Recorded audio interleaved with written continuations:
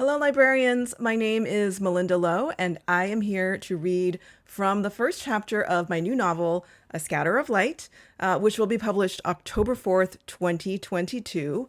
Thank you to Baker and Taylor Children's and Teen Services for having me. The first chapter is set in 2008.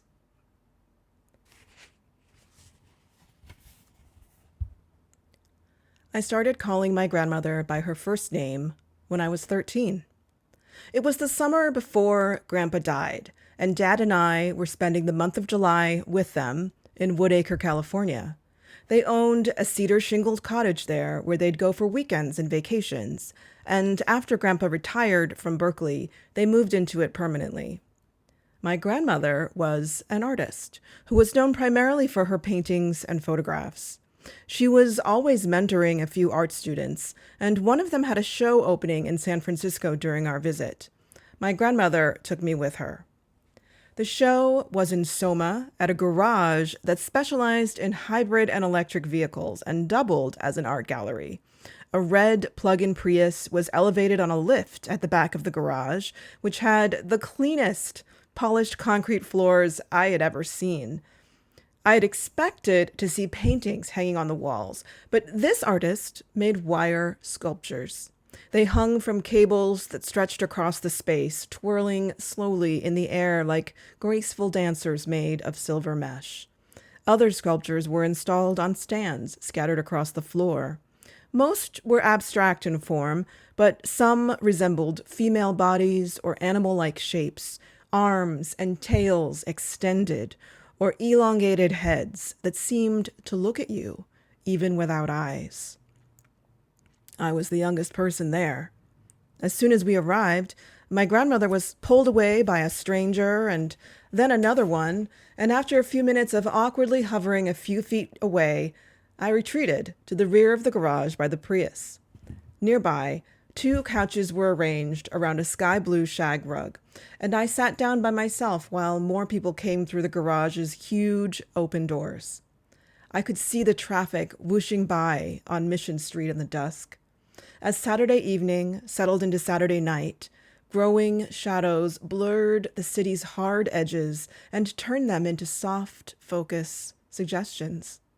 I had been to plenty of art galleries before, but not a Saturday night opening, and I dressed up for it in a teal and white sundress, along with a carefully applied coating of lip gloss. Sitting on that sofa, I felt grown up. Almost. I lost track of my grandmother in the gathering crowd. It was mostly women, mostly casually dressed in jeans and tees or tank tops, sneakers or boots, along with a smattering of all-black ensembles. Many of them had bare arms covered with tattoos, flowers or pinup girls or intricate abstract designs. A couple of women, one with pink hair, sat across from me on the other couch and set down small paper plates of cheese and grapes while they toasted each other with clear plastic cups of white wine. I thought about making a plate of cheese for myself, but before I could get up, a black woman with very short hair sat down beside me. "This seat's not taken, is it?" she asked. "No," I said. "Thanks." She held a plate of cheese and grapes too, but instead of wine, she had a small bottle of Pellegrino. She twisted it open and took a sip. I could see the brown skin of her scalp where her hair was faded in on the sides. I didn't want to stare, so I lowered my gaze. She was wearing black jeans and black motorcycle boots. "Joan West is supposed to be here tonight," the woman said. "Have you heard of her?" I looked up. "Yeah, she's—" Her right eyebrow was pierced, and her eyes were sapphire blue. The edges crinkled as she smiled at me, and suddenly I didn't want to admit that Joan West was my grandmother. It wasn't that I didn't want to be connected with her, but this woman was speaking to me as if I were an adult, like her. To be Joan West's granddaughter made me a child, which I didn't want to be. "She's great," I said. "I like her work." "Yeah? What's your favorite?" My grandmother's most recent paintings were quite different from her previous work, but I liked them. Long, golden sweeps of light across doorways and honeyed wooden floors. When I looked at them, I thought of her and Grandpa on their deck in Woodacre in the late afternoon, the smell of wild grasses in the sun. I like her time series, I said. She nodded. Very meditative. I really appreciate her photography, the shots of her children especially. I knew the ones she was talking about, the pictures of my dad and Aunt Tammy when they were kids in Colorado. Yeah, I've seen those, I said. People say they're not about her children, but about the way we think about childhood. The woman's smile broadened. You know a lot about Joan West's work. Are you a fan? I realized I'd put myself on a path toward directly lying about who I was, rather than simply skirting the truth with careful omissions. It was a little exciting. The woman's smile softened as she looked at me, as if she knew I wasn't telling the whole truth, but she wouldn't push me. It was as if we were co-conspirators, and the thought of conspiring with her sent a nervous thrill through me. I wondered who she was. Yes, I said. I'm a fan. She nodded as if she had expected me to say that. Joan's been a big influence on a lot of artists here in the Bay Area. She should be way more famous than she is. I felt shy as I asked, Are you an artist? I am, she said, as if it surprised her. What medium do you work in? I'd heard my grandmother pose this question to others before, and I thought it made me sound mature.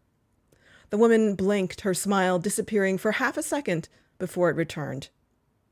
Metal and wire. Sculpture, mostly.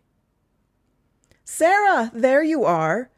We both looked up as my grandmother came toward us. She was wearing a purple and gold patterned blouse that draped around her in some complicated way that created wings when she opened her arms for a hug. The woman sitting next to me rose to her feet and embraced her. Thank you so much for coming, she said. Of course I came. I'm so happy for you.